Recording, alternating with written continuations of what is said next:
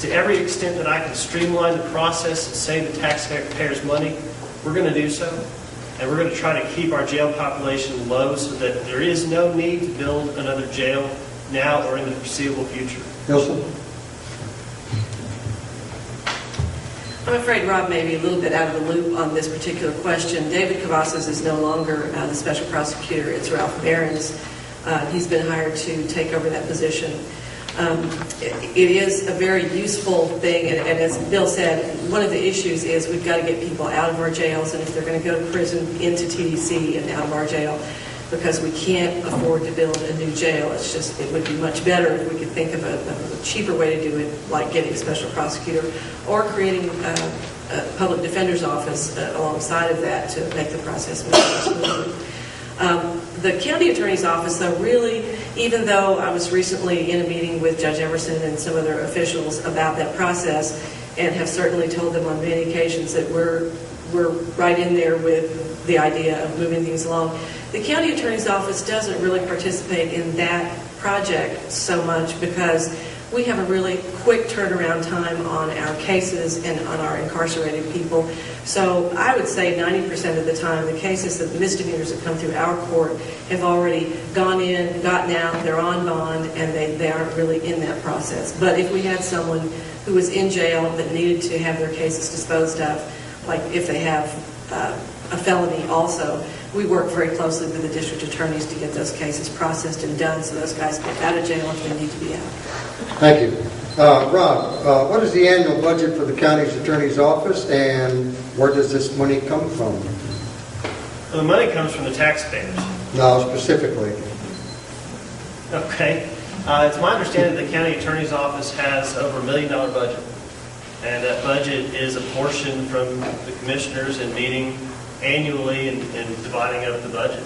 And I know that part of the county's revenue, of course, comes from the taxpayers, but also comes from the fees, the fines that are collected, and also a lot of the different administrative functions the county attorney's office does. Ultimately, every single dollar that the county has comes out of your pocket and comes out of my pocket. And as the steward for the taxpayers' resources, I'm going to keep that in mind every day and do what I can to minimize the impact and burden to y'all. That's good, and I'll add that the state does supplement the county attorney's office. I'm not sure the exact dollar amount, but there's a significant infusion of cash revenue stream from the state of Texas. Ilse, what other governmental entities do you interact with, and in what capacity, or how in your capacity, I should say? You know, it varies from year to year depending on what project you're working on, but the things I can recall recently, I'm working closely with the Texas Department of Agriculture, TCEQ, UGRA, and some local officials like the fire marshal to put on an outdoor burning seminar, which is going to be February the 18th at the UGRA classroom. You're getting the first notice of that. I'm putting out a press release on Monday for that. And we work together because all of those entities have some kind of input or regulatory authority over outdoor burning, which, as you all know, can be really dramatically dangerous if some outdoor burning gets away from you. So that's an example. I work closely with the Attorney General's office in asking them for opinions and then briefing for them. We work with Adult Protective Services in doing guardianships for disabled and elderly people who are in their homes and in desperate need of care and maybe don't have someone who can assist them. We work with Child Protective Services. We work with the Texas Department of Health. We work with the Department of MHMR. Just pretty much every department I could think of in the state at some point or other I've had occasion to work with. Rob, any follow-up you'd like to say?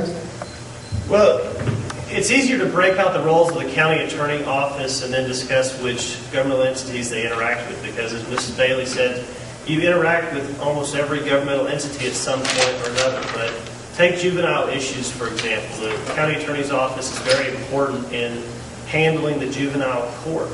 And one of the things that already I've made it a point to do so that I can be prepared if and when I'm elected as your county attorney is I've already been meeting with your superintendents, the superintendent here at Centerpoint ISD, and the school boards and superintendents of all the school districts here in Kern County, developing a personal relationship with them. I've gone to them and said, I want to meet you, I want to know you better, because if we work together, I want to do so as friends and as partners so that we can work together to serve the people.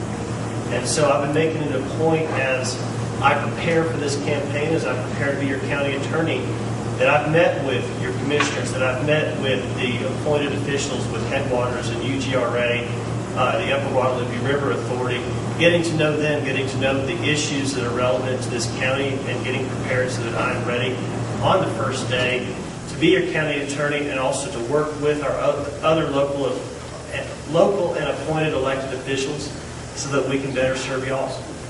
Again, another segue based on something you said. A follow-up question I would ask you both is, in the conduct of your office, what importance will you place on juvenile issues and juvenile cases? Start with you, Ilse. That has been and will be one of my real focuses of interest. I don't know if you've heard this in the past, but it's been of great concern to me and to the Juvenile Probation Department that we've seen an increase of over 30% in our juvenile crime over the last year.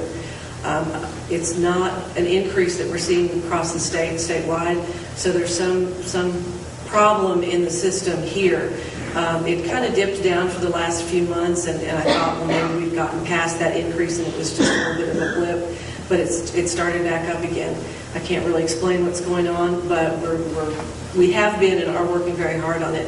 I wanted to add on to one of the things that Rob talked about. I think it's really important is to work with the schools and try to make connections so that you can reduce any problems by working with the educators. We have a monthly meeting where the Juvenile Probation Department and I and the school officials all meet and discuss confidentially a lot of the problems, that we can't out in public name names and say incidents, but between us in those confidential incidents we can. And so that's what we've done, and it's really useful. Rob, what importance will you place on juvenile issues? Juvenile issues will be a top priority for me as county attorney. I have a passion with working with kids, and I'm very proud to be one of the few attorneys in this county to have given my time in representing youth in the juvenile court.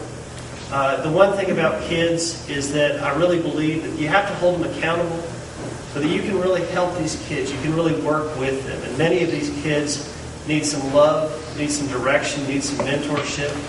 And I've seen with what we can do with them in the kids that I've represented, and turning them around and giving them some tutoring to get their grades back online, and getting them hooked up with extracurricular programs like the 4-H club that's very active here. That these kids, if you give them sunlight, they will grow. And if you give them sunlight and they grow, then they're not going to turn around and be the criminals growing up. They'll be productive citizens. And so my pledge to you is that as your county attorney, I will personally handle the juvenile docket. I will be the person in court. I will be the person talking with the parents and the families. And I will be the person interacting with our school districts, our superintendents, our teachers, and our school boards, because our kids are that important. And it needs to be something that your county attorney, that I would personally handle for you.